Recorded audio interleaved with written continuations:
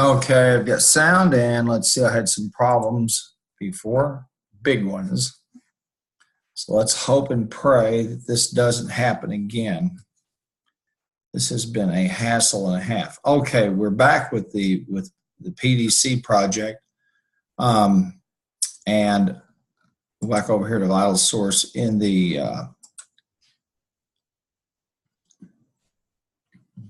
introduction, and we're over here in chapter. I think it's 13, if I'm not mistaken. Yeah. And we're looking at decision making, and we're going to look at the tree.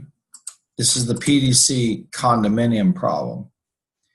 Okay, now again, as I spoke with you on Monday, the authors are going to walk us through all of the business of using the branch approach. Here are the nodes, and this is involving a market research study. And it gives us a favorable, unfavorable, or a no market research study. So there's three branches here, and basically what happens is you just start computing the expected values for each of these, and you make a decision upon that. Now, what the authors did here is they began to break it off into different nodes to see which node is the most has the most expected value. Now, all of this is wonderful except for one problem. And here are the computations on the expected values for each node.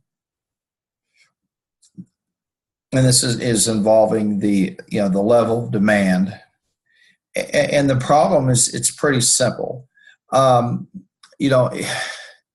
beings are going to put these estimates in, and human beings are going to put together estimates of what you'll get. So you really are piling estimate upon estimate, and if you're wrong, you can be really, really, really badly wrong. And so one of my beliefs is that unless you really have a lot of good historical data, for example, when we're looking at this contingency table and whether the demand will be strong or weak,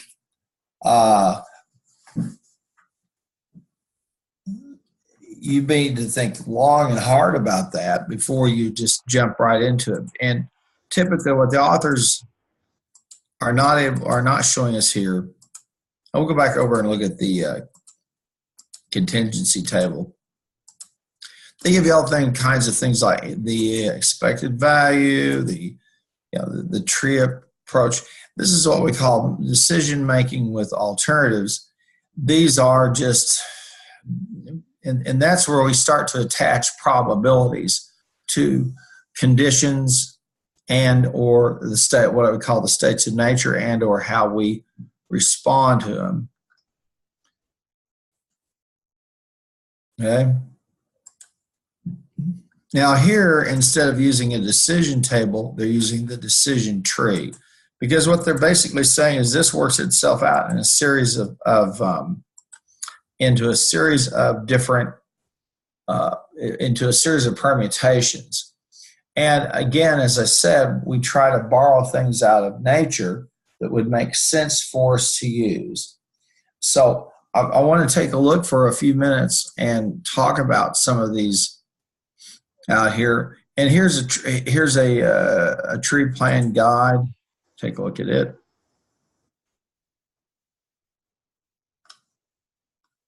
And this walks you through how to build one. And again, all this is the tree plan is just expanding upon a decision matrix or an expected value matrix. That's really all that's going on. And it's just a way for you to see the as it works out there through its permutation. That's one of the reasons why I have here for you. And here's a tree plan example. We'll look at this just real quickly.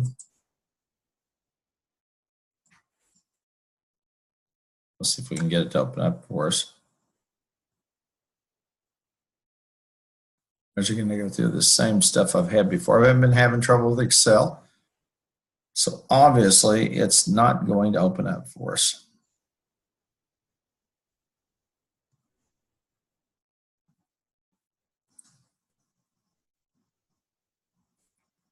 Oh, we'll move on here. And what I think we'll do so that we can see this is I'm going to go down here into the Anderson files, and I'll open those up, and we'll go down to chapter 13.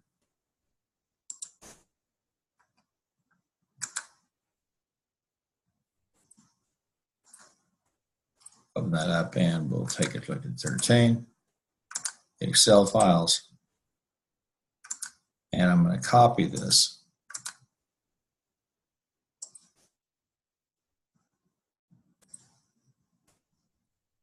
And we should have, there it is, there's the PDC model. Now I'm going to open this up.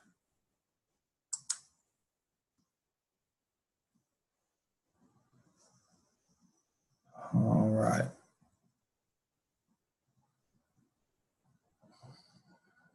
I think that's where our problems began.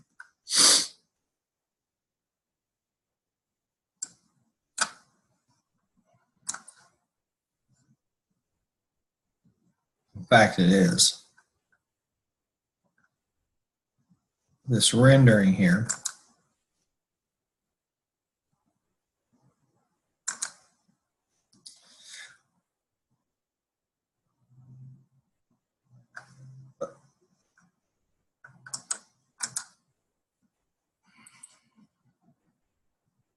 There's some kind of issue that triggered that thing so it doesn't display. And that's a problem that we're going to have on the tree plan example. So I'm going to remove it right now because it's just, there's a problem there with it.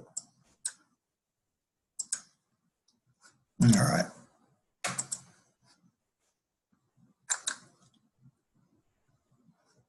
All righty. Now the guide can walk us through that, and you've got the PowerPoint as well. Got some other resources here for you. I want to talk about that, okay? And the difference between estimation, extrapolation, prediction, forecasting. We talked about that some. And as I mentioned, we need to talk about the relevant cash flows for a capital project. And this is from the Foundations in Accounting, and this is basically for student accountants, but it's relevant for any of us who are managers in terms of defining the kinds of cash flows that are relevant to a capital project. And typically, we're not going to use a decision tree, except when we have this kind of decision-making process and some alternatives, and then we attach probabilities to the alternatives and all that business. So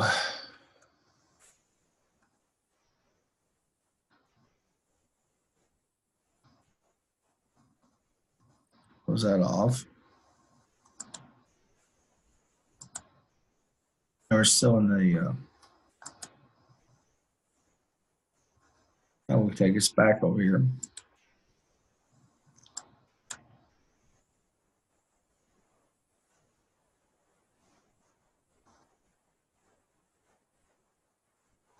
This is wild.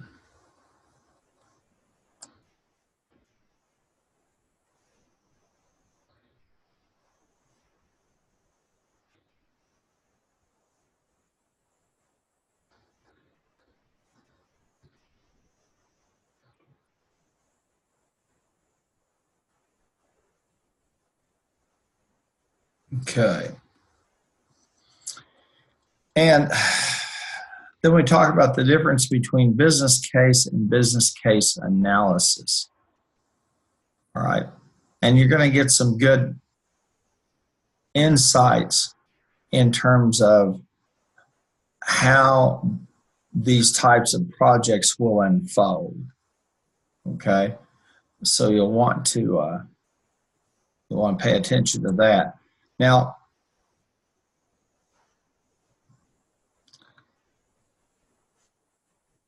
then I have a short course in super forecasting here for you, the Good Judgment Project, and Nate Silver's 543. Now, again, in PDC, what we're trying to do is to just simply attach some probabilities, and then we use that tree model. So I'm going to go back over here to chapter 13.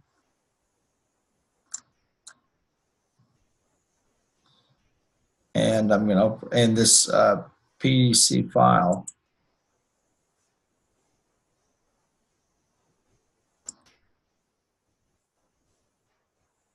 I mean, nothing but trouble out of this.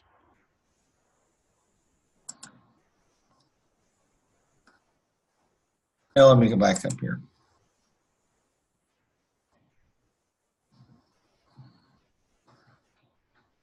Let's do the PowerPoint because I think you'll be able to see what I'm talking about. Okay. Let's walk through that. Let's open that up. Okay. And this will give us a nice view. And I'll get the protected thing. Enable the editing. Okay. And we've got the slideshow here. And we'll go from the beginning. All right. And again, this PDF is nice to download. And so you can see this whole business about decision making without probabilities, then with probabilities, risk analysis, decision analysis with sample information, computing branch probabilities. There's a lot here, and frankly, this would be an entire course. I want to go over here and show you the. This is Pittsburgh Development, and they're trying to figure out. And you can see they've got three dynamics going on. They've got the decision, that's the size of the complex or the condominium they're going to build. The chance is the demand for the condominiums. And remember, we always have controllable and uncontrollable variables, like I've had tonight trying to use Excel. And then we have consequences and how we respond to those, how well we identify states of nature or conditions and we respond to them will tell us how we're going to end up. And then they show us a payoff matrix. And again, this is if the states of nature are strong demand or weak demand. And then we have a small, complex, a medium, or a large. And as I've said to you before, decision-making is a process whereby I have a continuum or a set of states of nature. States of nature are continuous, they're not dichotomous. So we'd have S1, then S.1, S.2, then to S2.1, 2. Etc. You get what I'm saying, you get my drift. Same things down here. It's for convenience sake that we categorize these, the size of the complex or the demand. And we have strong demand and weak demand. We can have medium demand and semi-strong and semi-weak. And again, one of the issues that we run into when we try to take real world data and put them into something like this is the real world's a messy place. How do I know? I've spent half the evening before I record this trying to deal with it, screaming at my machine and wanting to take it and throw it out the window. Sometimes, we get crazed when we try to get something just to work. And I had this to do for all of you So I want to make sure we got it done. But we have the payout table, and again, notice the results we get if we use our choices. I think I'll go ahead and let me go ahead and just use a little annotator, excuse me. And I think I'll get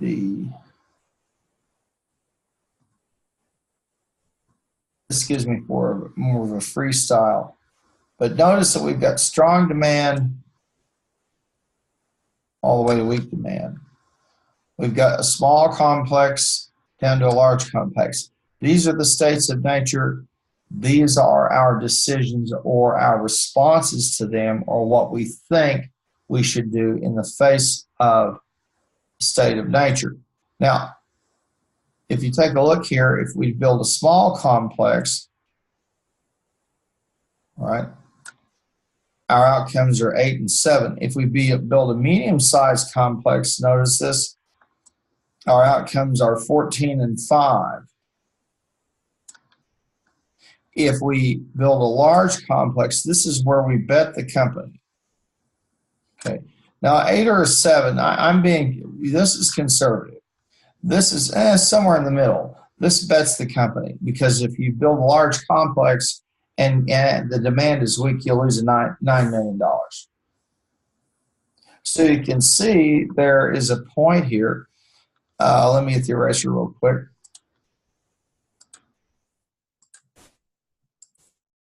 Where you see that we can strategize.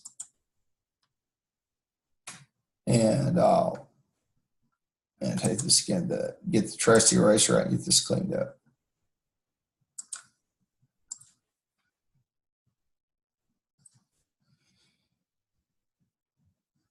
If I'm really interested in making sure that I don't lose anything and that I get about the same result I would either way, I'm going to probably do the small complex. And okay, you can see. Now, if I want to gamble a little bit, I can. And if I win, there's strong demand and I build a medium-sized complex. Now, I've almost doubled my return. I've certainly doubled my return here. But if the demand is weak, then I'm going in the hole. And as you can see, the risk gets deeper and deeper the larger a complex I build. Now the reward gets bigger and bigger. And this follows what we call the risk-reward paradigm. You're all familiar with that. The return should be parallel to the risk. Okay, so we have this nice little diagram, and again, we can then we can start to attach probabilities to it. Now, as I mentioned before, we can try to strategize, and you can see this. Here's the optimistic approach to the conservative, and the minimax regret, which is I minimize my maximum regret.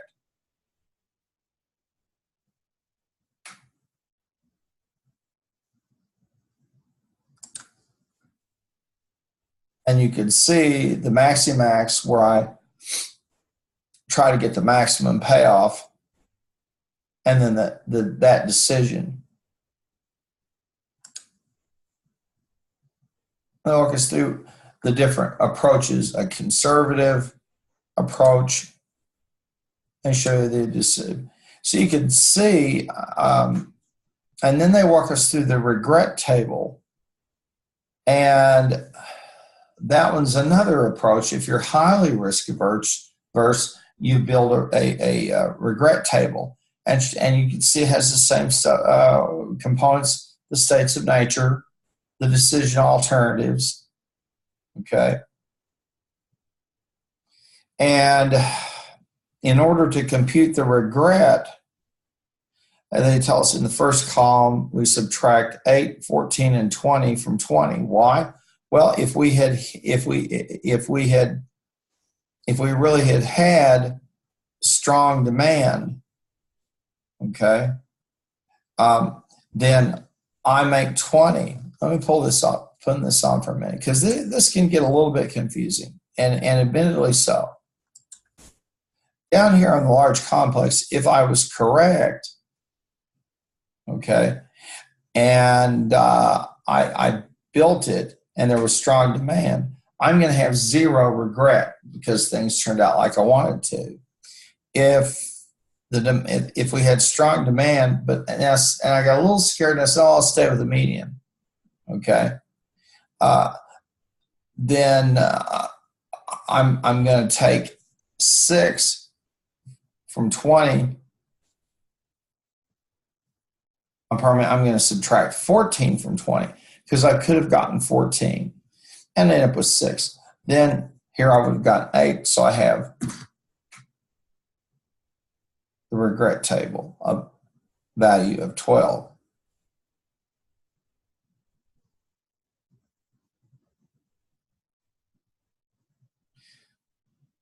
So if I built a small complex with strong demand, I'd have a lot of regret.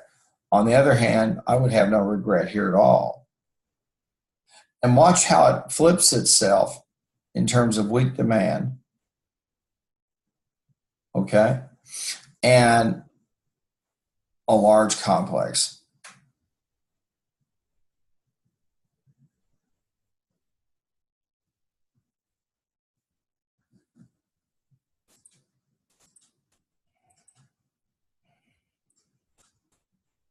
Now,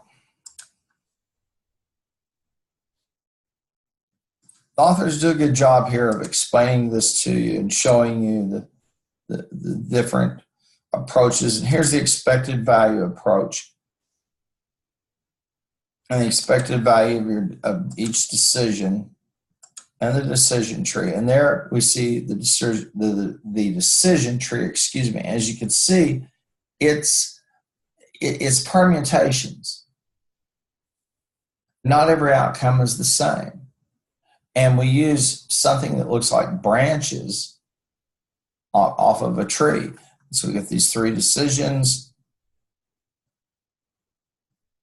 Okay. And they feed us to this node. And here are the payoffs we get given a particular state of nature. You say, could I simulate this? Then we get the expected minimum values for each of those. And it's just the expected value of perfect information. It really just follows that thing.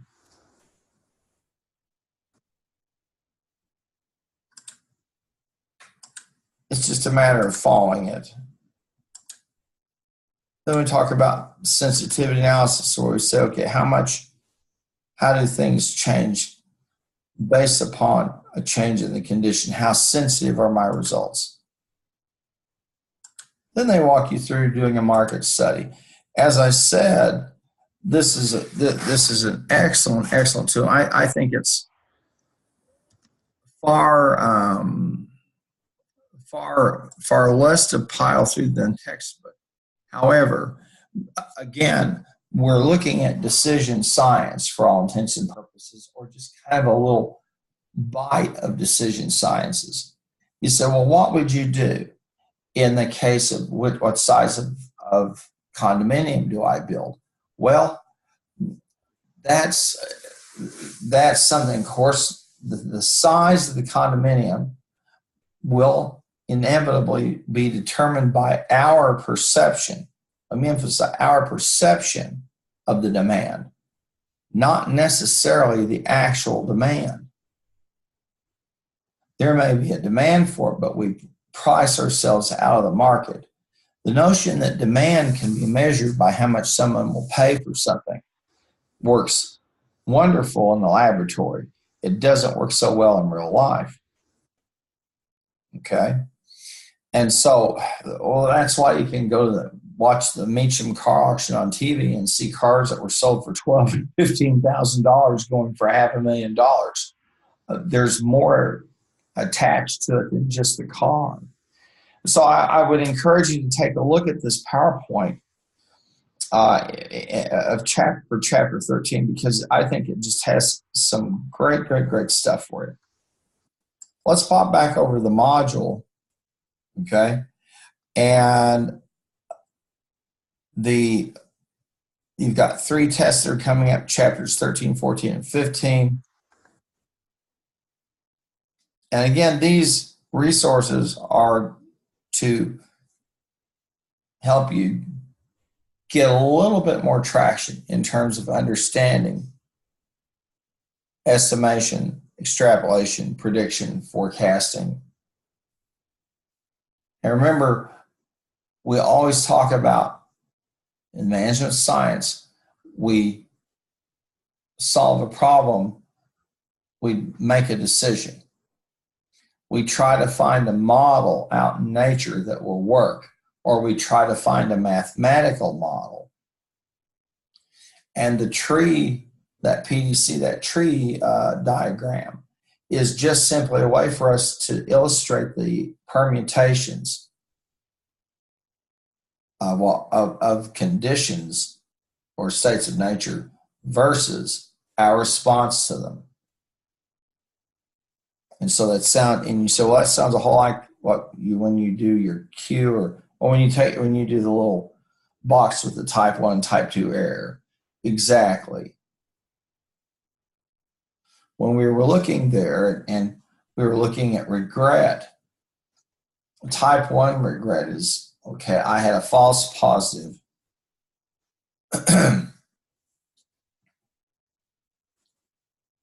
And I overbuilt. Or I had a false negative and I underbuilt. Now, a long time ago, when I was a doctoral student, one of my good friends and myself, we would do school growth studies. This is back in the late 70s, and Oklahoma was flush with money from oil and gas and investments. And so a lot of little communities out in Oklahoma, particularly those north in Oklahoma City and out by Guthrie, etc., and then some out in southwest Oklahoma, were really growing. And so they came to my advisor and said, could you come out and could you do some forecasting of the number of students we'll have so we can plan forward? And so we did. Now, I don't know, it was a few years later that and I gave them a year by year, and a few years later my advisor called, said, these people are calling me complaining that your forecast was too low. And I said, okay, I'll go with that. And he said, well, what? And I guess it's been past a year or so ago, Dr. Coburg, my old friend, came over to one of our, I think, first of school things. And he always just liked to tease me about the fact that I was off on those projections. But I reminded him it was a type 2 error problem. Okay? And what I was trying to work through was to make sure I don't get a future negative. But I overcompensated it by saying, okay, I'm going to flip this and I'm going to say, okay, how would this be a type 2 problem? Okay, well, it would be a type 2 problem if I underestimate the forecast of students. Okay? But as I walk through that next piece of the decision, the low estimate means the school district doesn't build a big building or invest in a bunch of buildings on the basis of a false positive. Because if you do a false positive, you've built the building, you've bought the farm. So over the years, as I've seen him, and I get ribbed by that, but that's why I did it. better that they would have an estimate lower than what they thought and put students into some temporary buildings than to go build a building and have a building sitting there empty like a white elephant. So that's one of the ways that we think that's how we kind of go through those processes. And you know, in the decision matrix, and you know, we've got all that business in there about, you know, minimize my maximum regret, maximize my minimum, all of those, max, try to maximize my maximum gain, the expected value of perfect information. That is, what if I had perfect information, what would I get for each of my decisions? Those are all, again, ultimately, although they're thrown in a table and they're given probabilities, the probability and the outcome is the product of somebody's judgment. It's the product of someone's thought process. It's a product of their biases. And so it's all elegant and it looks quite impressive, but you better think your way through it. You better make sure that you remember one thing: garbage in, garbage out.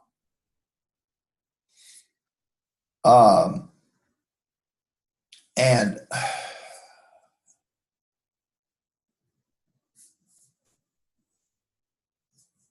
so the PDC project, the tree, that technique is designed to enable us to look at the different permutations of a problem. And you saw how it just kept getting more and more complex. And it does, because in reality, states of nature are continuous. They're not binary. They're not.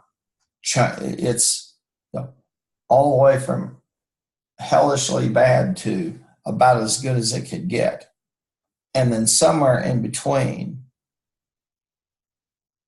Even if we don't use a decision table, many decision makers follow a strategy or operate from a probabilistic sense without even writing it down or thinking about it. I believe if you're going to spend millions of somebody's dollars, you want to sit down and think your way through it. Now you say, okay, well, what if I don't have historic data? Or what if I don't have good industry data to tell me how much I'm going to spend to build this complex? All right? Or even if I have all of that data, is there something better? And I think there is. I'd say there are three types of data you want to use. One would be, okay, I built a condominium of this type and someone built one in another part of town. I'll go over there and take a look at it. And they spent $11 million. I'll go, okay.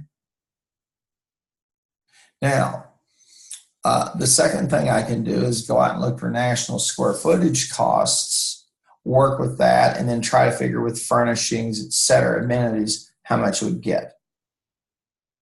So the first thing we did was what you'd call a comp or comparable. The second time now, I'm building a model, a full-scale model. The third time, I use a mathematical model. And I take those equations that are embedded in that tree plan, and I run them. Now, I can grab data, I can randomize, get a set of random data and plug them in. And I can run with Excel, I can run 1,000 iterations, I could use 2,000 of them, on and on and on. It doesn't matter. What does matter is at a certain point, okay, let's say I do 1,000 trials for how much we'll get if demand is strong and we build a big condominium. I'm going to have to ask myself, Am I going to choose the median, the one that's in the middle of all the data? Am I going to choose the mode, the one that shows up the most often? Or am I going to choose the average? And I'd better know why and have a good rationale for any one of those choices. And they're all three legitimate choices. The second thing I'm going to want to look at with those data is the standard error. So this sounds like a stat class. Statistics is about reasoning. It's not about crunching numbers. It's saying things are probabilistic in nature. So when I look at nature, I try to say, okay, well, what are the odds I get something like this? How anomalous is this?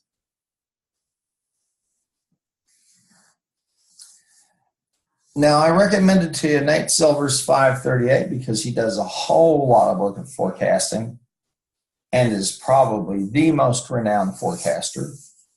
The Good Judgment Project, there's another one there for you. And then there's a short course in super forecasting and then the business case. Now, these start to move you. These last four resources will move you into the real world with some real world people who are excellent at what they do and who can really help you in making better decisions, okay? Even if you just stop and say, okay, in my head, I build a payoff table. In my head, I attach probabilities to outcomes. You're ahead of 99% of all the people out in business. There are some people who have the gift. That's why they never went to business school. Or some people go to business school and still have the gift. They can just see things and they can look at the risk and go, okay. And they just kind of do it in the back of their head and away they go and they make $1 million. There are other people that have to work through all of that. And when we look today about strong, weak versus demand, it didn't have to be condos. It can be demand for cars. It can be demand for cheeseburgers, whatever. And when you attach the probabilistic estimates to it, that's where the rubber meets the road, because it's at that point where you're going to get a good picture of whether people will buy something or not, or whether you could reasonably expect them to buy something or not.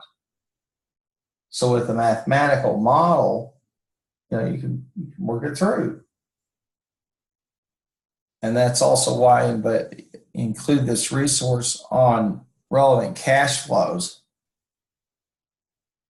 Because if you're going to go through all the gyration of trying to come up with a capital hurdle rate, okay, an internal rate of return, you might as well get the numbers right. Otherwise, you're just kind of being stupid, to be honest with you. And so it's when you think in terms of probabilities, when you think a little bit like a statistician, you're going to be thinking about two things. Why are these things clustered together? And then what are these things out here, these outliers? And you remember we had the Data Smart text where we looked at cluster analysis and then we looked at outliers. And both of them have their corresponding levels of signal and noise. And that's what we're always after. Is it signal? Is it a real signal? Or is it noise? Well, I would take you out to Nate Silver's 538. And also the Good Judgment is a good one.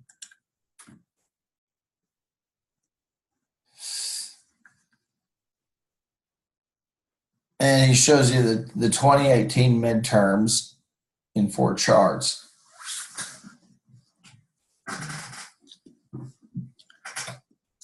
In 2016, the pollsters were amazingly accurate in terms of Hillary Clinton's percentage lead over Donald Trump on a national basis. But they had an outlier, and that outlier was called Michigan, Wisconsin, Ohio. They're in the Steel Valley of the United States, the place where at one point the United States made more steel than everybody else on earth combined. But there was an anomaly. People were going to vote for Donald Trump because he told them he'd bring the steel mills back. He gave them some hope. And so when they didn't feel that they were going to get that from Secretary Clinton, they voted for him. And they were outliers, and they changed the course of history. 250,000 people out of 330 million. And they were an outlier, but they went undetected because folks were looking at numbers and not looking completely at reality. You say, what do you mean? Well, there was one pollster who called the election for Trump and subjected to a lot of ridicule. But what was it that he knew? I remember seeing an interview with him, and he said he drove out into that area of the country, the so-called Rust Belt. And what he found was, as he went through neighborhoods, house after house after house after house that had Trump signs all over, everybody. He had hit an outlier, and it confirmed for him his suspicion that while on an overall basis, she had a 7% lead, and indeed she ended up with 7% more votes, but she didn't have them according to the Electoral College. And so he became the president because he won those swing states.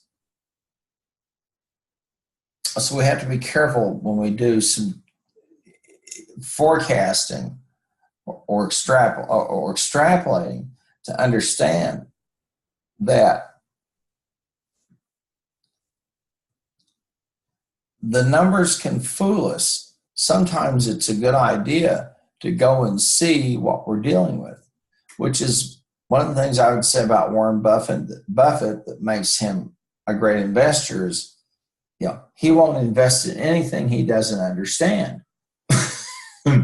He's been a heavy investor in Dairy Queen for a long time. People say, why are you investing in Dairy Queen? He said, I know what they do. They make ice cream and hamburgers. He said, I've got that figured out. Or someone who makes cars. He said, other companies, when he's not quite sure what they do, he won't invest, which makes a lot of sense. Well, we've looked at this chapter, and we've looked at the tree example, and I gave you that problem to work through, some scenarios. It's back there, and you'll want to do that, and let's see what you come up with. And again, one of these pieces where we have to be careful that we don't get lulled to sleep by the statistical artifice or all the charts that can look so real when in truth they're very fragile. All right, well, that'll do it for this one. I think you've gotten a good taste of what would be the first chunk of a course on decision making. Okay? All right, folks, I'm going to stop the share and then stop the recording and call it an evening.